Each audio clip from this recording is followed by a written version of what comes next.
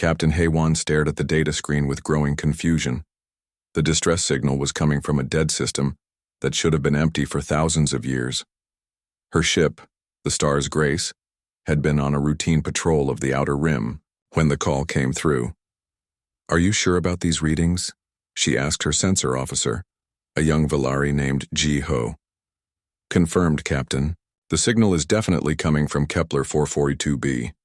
But according to our records, nothing has lived in that system for over 3,000 years. Haywan rubbed her forehead with her long, blue fingers. The Valari were known for their diplomatic skills, not their military prowess. She had hoped this would be a simple rescue mission, maybe some miners who got lost or traders with engine trouble. This was starting to feel like something much bigger. "Set course for the system," she ordered, "and send a message to Federation. Command. Tell them we might need backup." The journey to Kepler 442b took 3 days. During that time, the distress signal continued broadcasting, but nobody answered when they tried to respond. When they finally arrived, Haywan understood why. The planet looked dead from space. Its surface was brown and gray with no signs of water or plant life. The atmosphere was thin and toxic. Nothing could survive there without heavy protection. "Captain," called out Dr. Kyung-soo from his science station. The elderly Nexian was their best expert on ancient civilizations. "I'm detecting massive structures beneath the surface. They go very deep, maybe all the way to the planet's core." "What kind of structures?" Haywan asked, unknown. "The materials don't match anything in our databases, but the energy readings are incredible. Whatever is down there has been running for a very long time." Haywan made her decision. "Prepare a landing team, full environmental suits. We go down and see what's calling for help." The landing team consisted of Haywan, Dr. Kyung-soo, Engineer Soo-jin, and 4 security officers. They landed near the strongest signal source, which turned out to be a barely visible entrance in the rocky ground. The entrance led to a tunnel that went straight down. As they descended, their lights revealed walls made of a strange material that seemed to shimmer between metal and something organic. It was like nothing any of them had ever seen. "These walls are alive," whispered Soo-jin, running her scanner over the surface. "Not exactly alive, but not exactly machine either. It's like they grew instead of being built."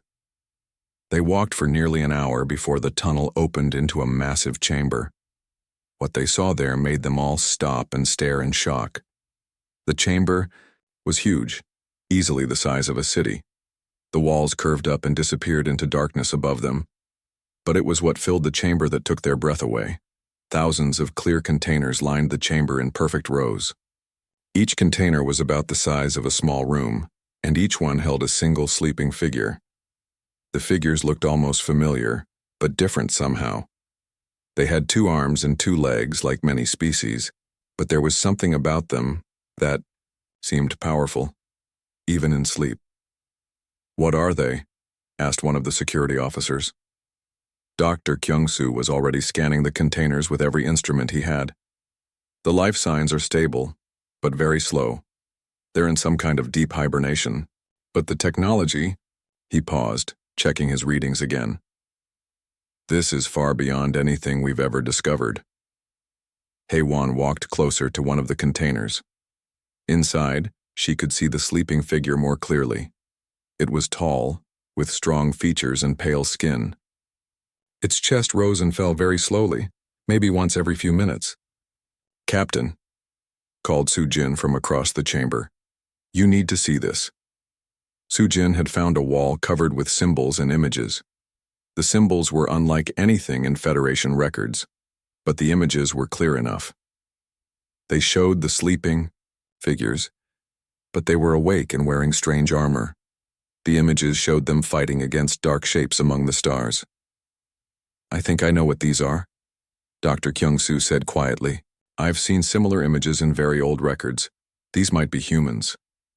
The word sent a chill through the landing team. Humans were legend, stories told by the oldest species about a race that had vanished long before the Federation was formed. They were supposed to be incredibly strong and clever, but nobody had seen one in hundreds of years. "If these are humans," Haywan said slowly, "then what are they doing here, and why are they sleeping?" Before anyone could answer, alarms started, beeping on their equipment.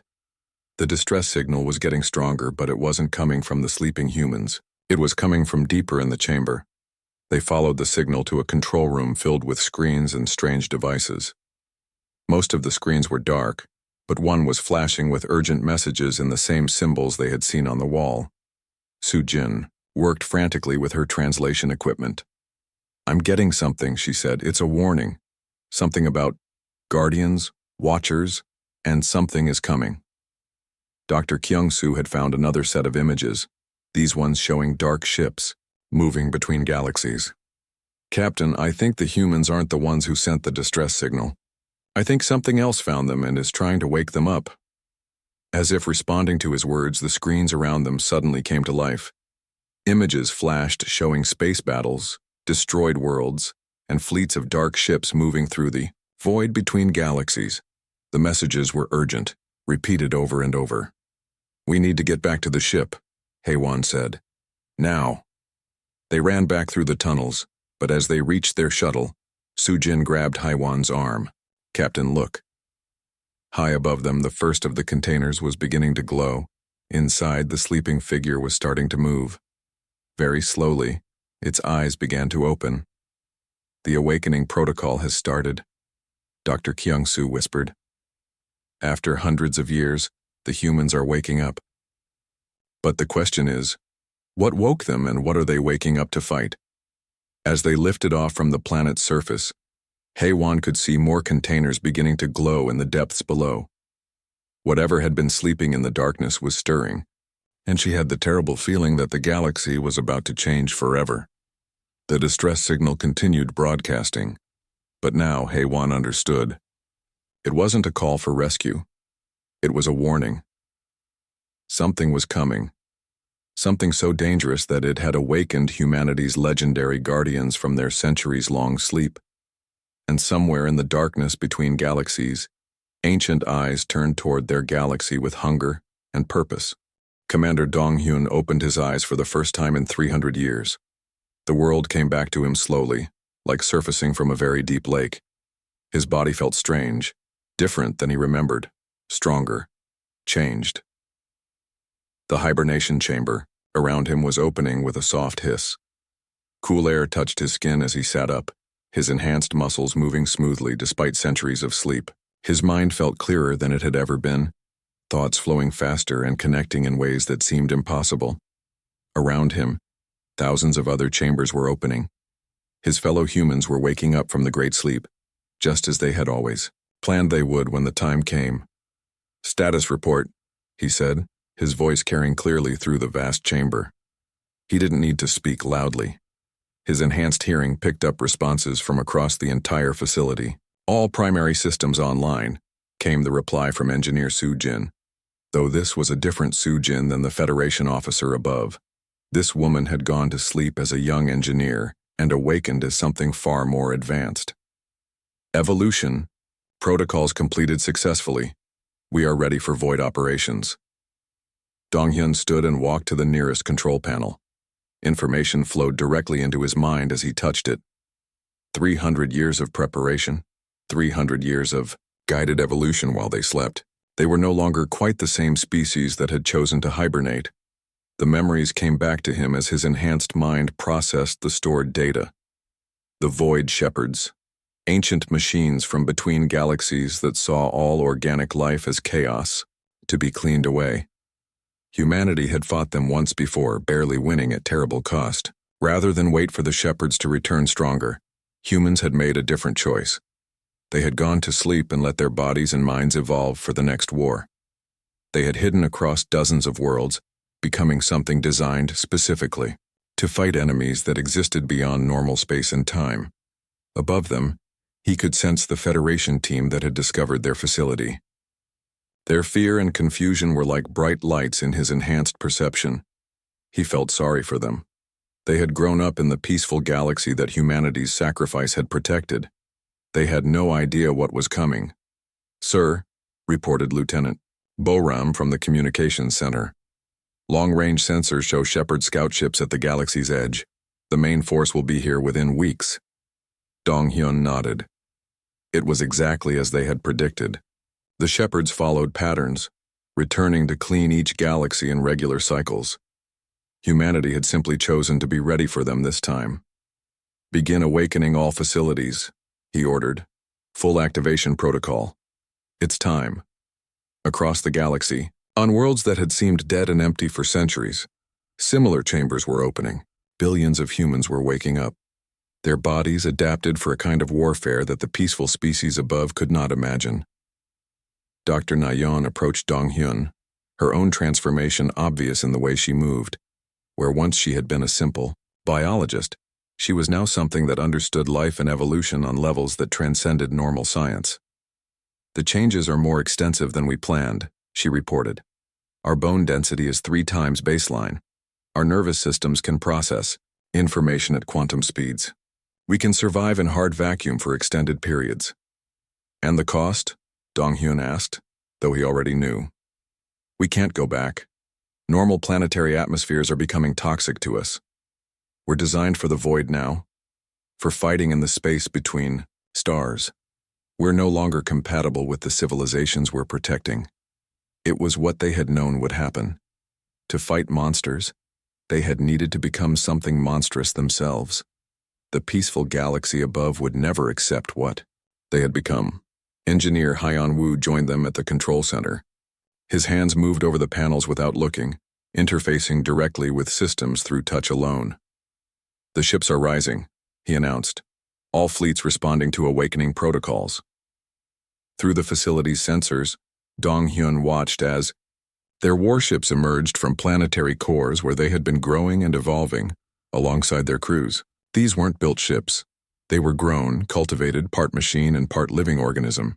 They incorporated technologies that the Federation couldn't even detect, let alone understand. "Contact the Federation vessel above," Dong-hyun ordered. "We need to explain what's happening before they panic and do something stupid." The communication was established quickly. Captain Haiwan's face appeared on their screens, her blue Valari features tight with worry and confusion. "This is Commander Dong-hyun of the Human Defense Fleet," he said calmly. "We appreciate your investigation, but you need to evacuate this system immediately. We're preparing for combat operations." "Human Defense Fleet?" Haiwan's voice was shaky. "But humans are just legends. You've been gone for hundreds of years." "We weren't gone, we were preparing." Dong-hyun's enhanced hearing could detect the fear in her voice, the rapid heartbeat of her crew. "The enemy we went to sleep to fight is returning. You need to warn your Federation. Tell them to gather their fleets at the Galactic core. We'll try to stop the shepherds before they reach inhabited systems." "Shepherds? What shepherds?" Dr. Kyung-soo's voice came through the communication. "What enemy are you talking about?" Before Dong-hyun could answer, alarms began sounding throughout the facility. Lieutenant Boram's enhanced reflexes had already analyzed the data before the sounds reached normal hearing. "Shepard scout ship entering the system," she reported. "They've found us." Through the facility's external sensors, they watched a dark ship materialize at the edge of the system. It wasn't quite there, existing partially in normal space and partially somewhere else. The Federation sensors couldn't even detect it properly. "This is what we trained for," Dong-hyun announced to his awakening forces. "This is why we changed ourselves. Show them what 300 years of preparation can accomplish." The human ship that rose to meet the Shepherd Scout looked like a living thing, its surface shifting and flowing like skin over muscle. It moved through space in ways that violated known physics, appearing beside the enemy vessel instantly. The weapons it fired didn't explode or burn. They simply unmade the Shepherd ship, reducing its exotic matter construction back to basic quantum foam. The enemy vessel ceased to exist as if it had never been there at all. "Impressive," Admiral Taeyang's voice came through the communications from another awakening facility. "But that was just a scout. The real force is still coming." Dong-hyun looked at the Federation captain on his screen. Haewon's face was pale with shock at what she had just witnessed. "Now do you understand?" he asked gently. "We became something else to fight something that your peaceful galaxy could never handle. But we're still human where it matters. We're still fighting to protect others even if they can't recognize what we've become. The Great Awakening was beginning. Across the galaxy, humanity's guardians were stirring from their centuries of preparation. The war that would determine the fate of all organic life was about to begin. And somewhere in the void between galaxies, ancient intelligences turned their attention toward the galaxy that had dared to prepare for their return. Admiral Hyan Wu stood in the command center of his flagship, watching the tactical display as Shepard forces massed at the galaxy's edge. The enemy had brought more ships than they had 300 years ago. Much more. Full awakening authorized, he announced into the quantum communication network that connected all human forces, all dormant facilities, all sleeping fleets. Wake them all. Across dozens of hidden worlds, the response was immediate. Planets that had seemed dead for centuries suddenly blazed with energy as billions of humans emerged from their evolutionary slumber. Ships that had been growing in planetary cores for 300 years finally broke free, rising into space like massive sea creatures surfacing from deep ocean. Captain Boram piloted her vessel, the Void Walker, through space in ways that made Federation observers dizzy to watch. Her ship didn't follow normal physics. It stepped through dimensions, appearing and disappearing as it moved between points in space without crossing the distance between them. The enemy fleet is larger than predicted, she reported to the Admiral. But we're not the same species that fought them before. Let's see how they handle what we've become. The first major engagement took place near the Outer Rim colonies. The Shepards had sent a cleansing fleet to sterilize several inhabited systems. They expected no resistance. They were wrong. The human fleet that met them seemed small at first, only a few dozen ships against thousands of Shepard vessels. But when the battle began, the Federation observers realized they were watching something beyond their understanding. The human ships didn't fight like normal warships. They fought like living things, coordinating perfectly without any visible communication. Their weapons reached across space to strike targets that were partially outside normal reality. When Shepard vessels tried to phase shift to safety, the human weapons followed them into whatever dimension they fled to. Lieutenant Eun Jung, monitoring the battle from a Federation observation post, watched in amazement as human fighters moved through Shepard formations like dancers through fog. They're not just fighting them, she whispered to her crew. They're unmaking them. Those ships aren't being destroyed. They're being erased. The battle ended within hours. The Shepard cleansing fleet simply stopped existing. The human ships hadn't taken a single hit. They had fought as if they knew exactly what the enemy would do before the enemy decided to do it. But the victory came with a price that became clear when the human fleet returned to Federation space. Captain Haywan tried to dock with one of their ships to offer medical aid and supplies, but her crew couldn't survive in the human vessel's atmosphere. The air is wrong, reported Dr. Kyung-soo after trying to board Admiral Hyunwoo's flagship. It's not exactly toxic, but it's like breathing in an alien ocean. Their ship isn't designed for any life form we recognize. Dr. Na Yan met with the Federation doctors in a specially prepared chamber that could accommodate both species. Her appearance had changed dramatically since awakening. She was taller, her bones visible through pale skin that seemed to have a metallic sheen. Her eyes reflected light in ways that hurt to look at directly. We evolved for void warfare, she explained in a voice that carried strange harmonics. Our bodies can survive in hard vacuum now. We can process information at quantum speeds. We interface directly with our ships and weapons through neural link. But you're still human, insisted Dr. Kyung-soo. You still think like humans, right? Nayeon considered the question for a long moment. We remember being human. We still want to protect others. But we think in ways that span multiple dimensions now. We see time differently. We understand causality chains that stretch across cosmic distances. The truth was becoming clear to the Federation scientists. Humanity hadn't just evolved new bodies during their 300-year sleep. They had evolved new minds, new ways of thinking that were necessary to fight enemies that existed partially outside normal space-time. Engineer Junho worked with Federation technicians to establish better communication protocols. The humans were willing to coordinate with Federation forces, but it was like trying to teach children to work alongside gods. Their smallest patrol ships carry enough firepower to sterilize solar systems, he reported to Federation Command. Their larger vessels incorporate technologies we don't even have names for. They can manipulate gravity, fold space, and apparently see into parallel dimensions. The Federation fleet that had gathered at the Galactic core to help defend against the Shepherds found themselves watching from a safe distance as humanity waged war on a scale beyond their comprehension. Commander Wu Jin led a human strike force deep into Shepherd-controlled space, moving through regions where normal ships would be crushed by exotic physics. His forces attacked Shepherd construction sites that were building something massive in the void between galaxies. "What are they building out there?" Admiral Haiyan Wu asked during a strategic briefing. "Something that will let them cleanse the entire galaxy at once," Wu Jin replied. His enhanced perception could analyze Shepherd technology in ways that revealed their ultimate plan. They're not just invading this time, they're preparing to reset everything. The scope of the war expanded beyond anything the Federation had imagined. Human fleets moved through deep space, fighting battles that took place across multiple dimensions simultaneously. They engaged Shepherd forces in regions where space itself was unstable, where matter existed in states that normal physics couldn't describe.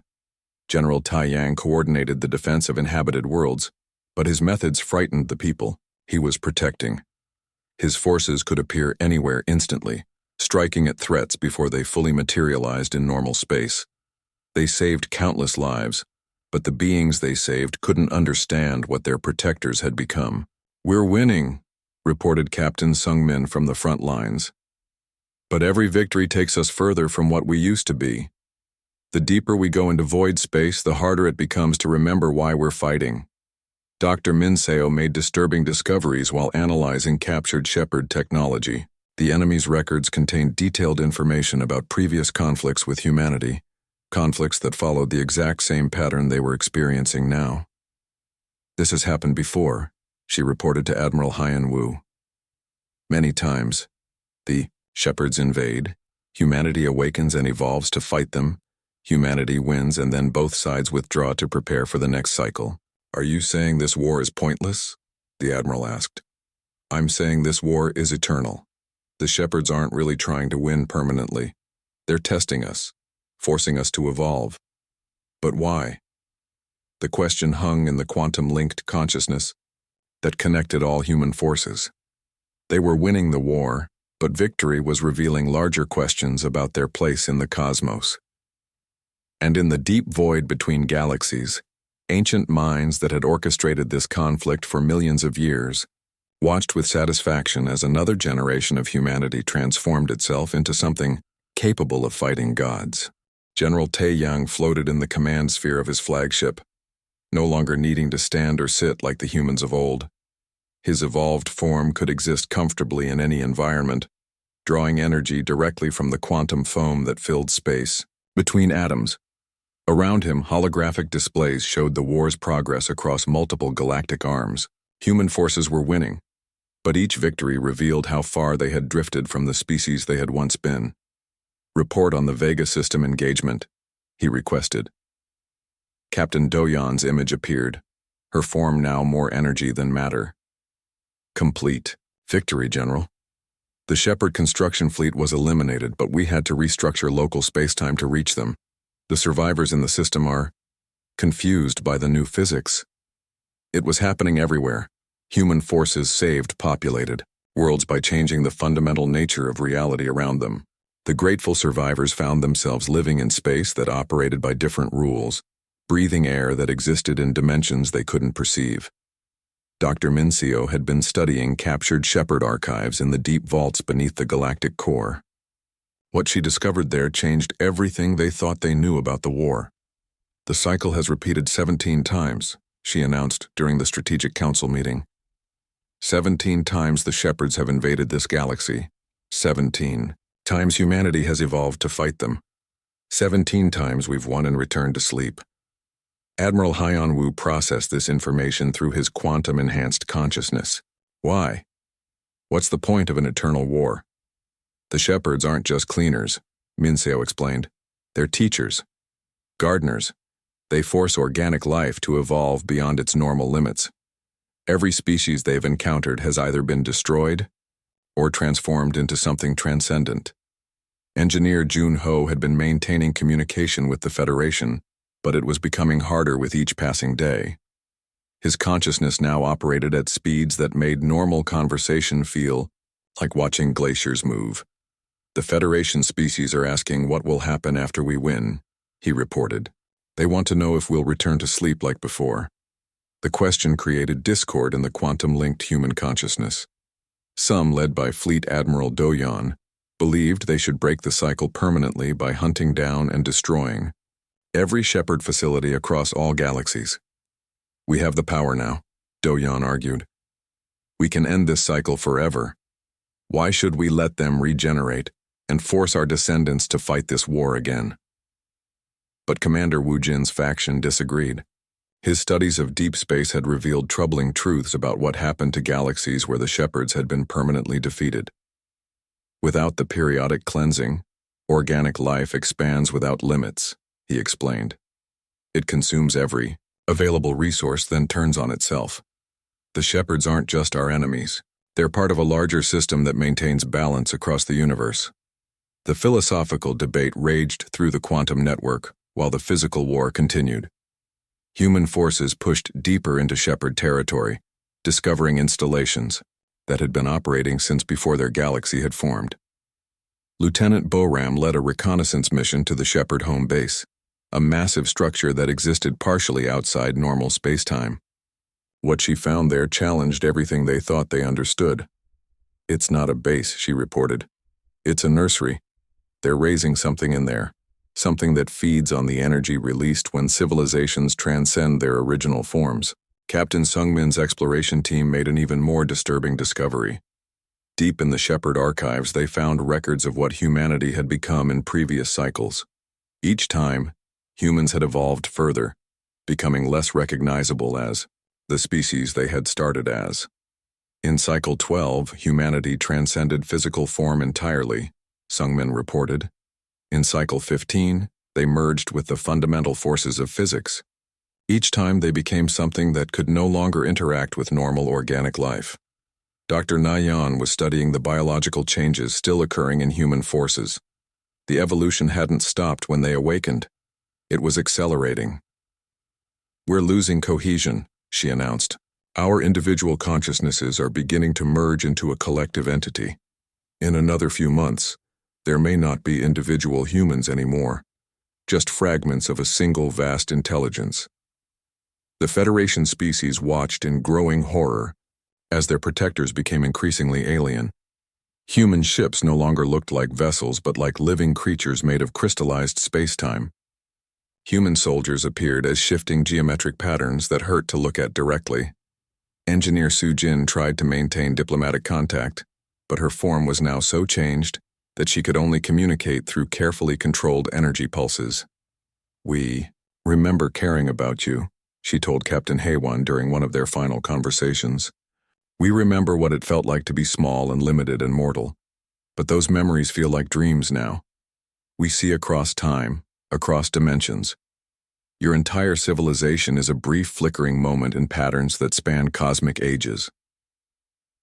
The revelation came when Dr. Minseo finally decoded the deepest layer of Shepherd archives. The ultimate truth about the eternal cycle was more complex than anyone had imagined. "The Shepherds weren't created by another species," she announced. "They were created by us, by humanity, by what we became in the first cycle, millions of years ago." The quantum-linked consciousness went silent as every human mind processed this information.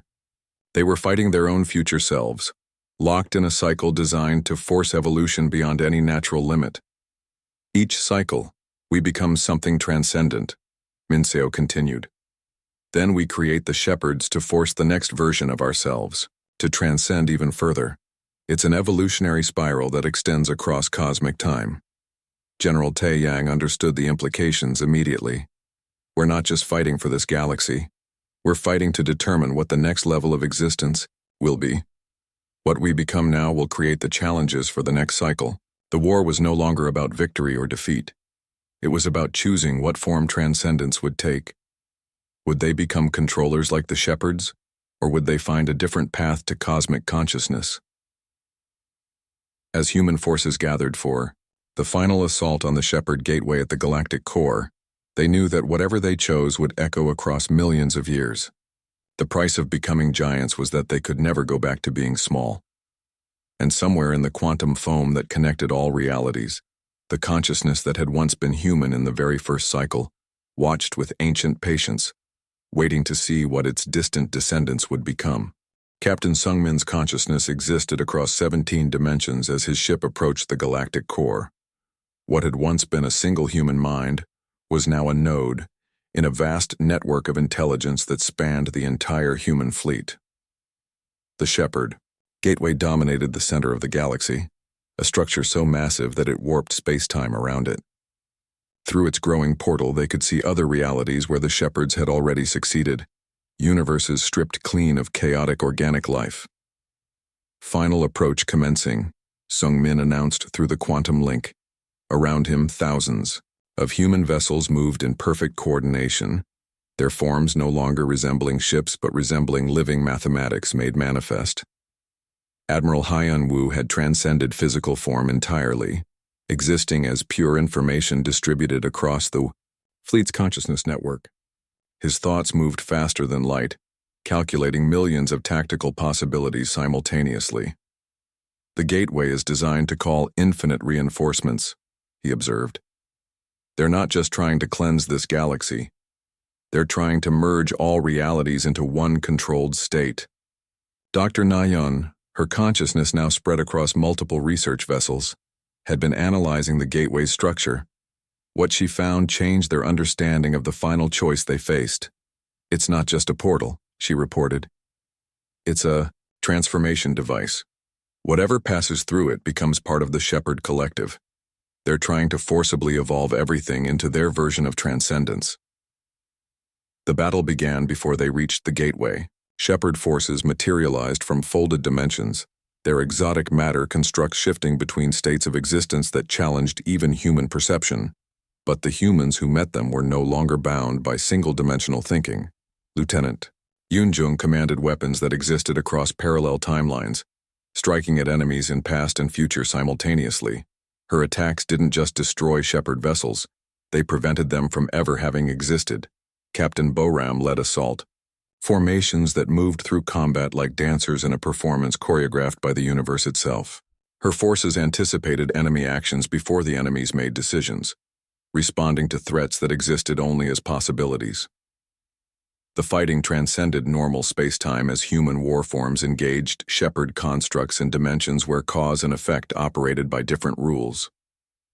Reality itself became their battlefield, with local physics changing constantly as both sides imposed their will on the fundamental structure of existence.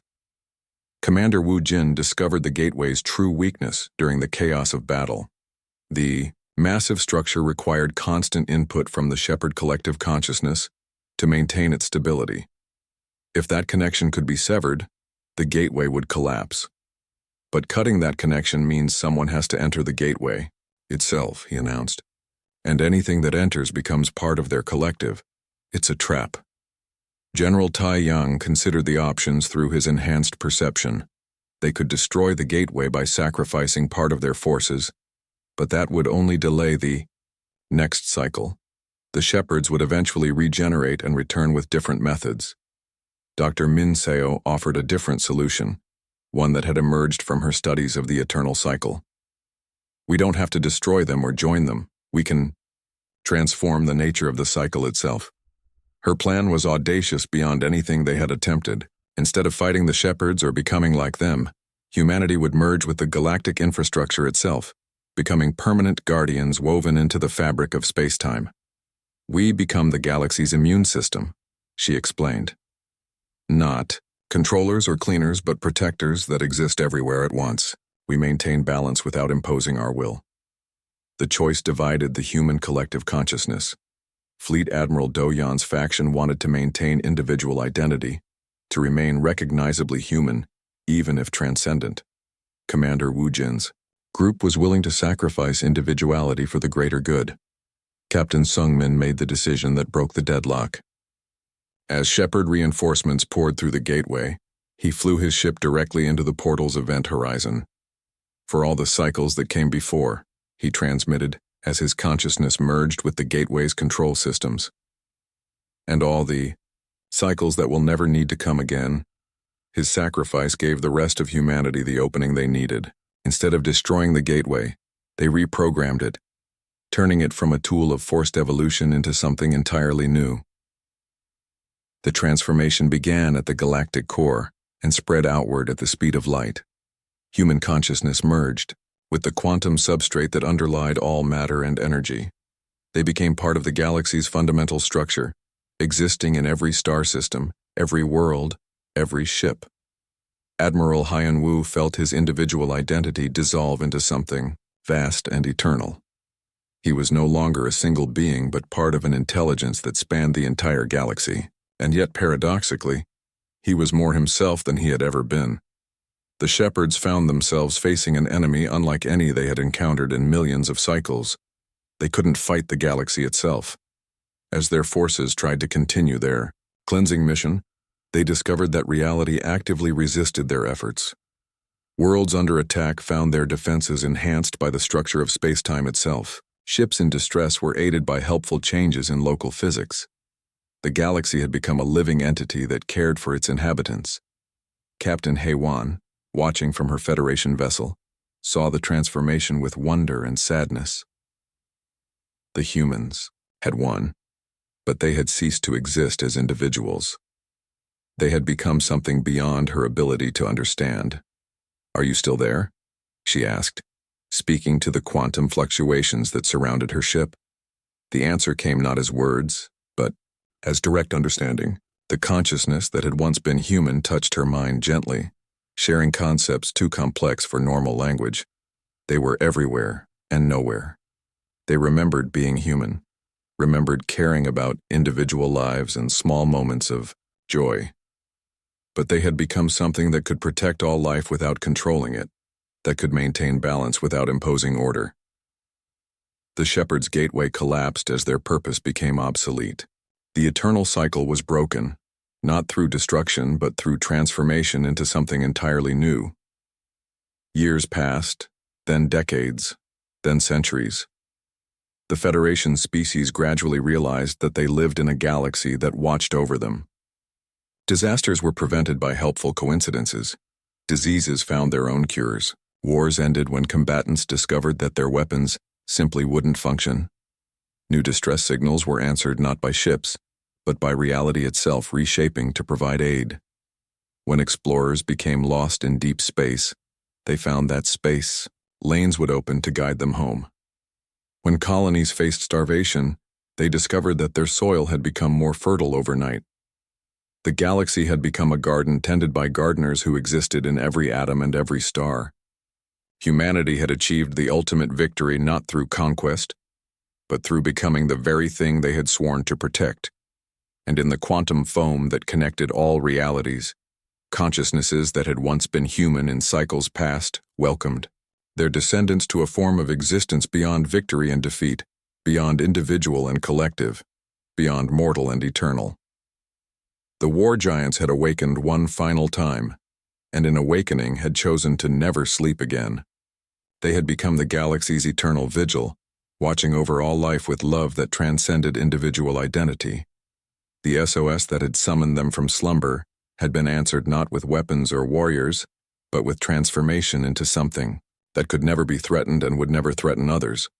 They had become peace itself, woven into the fabric of existence, and across the universe, other galaxies looked toward theirs with wonder, seeing for the first time what organic life could become when it chose protection over power, service over dominion, love over fear.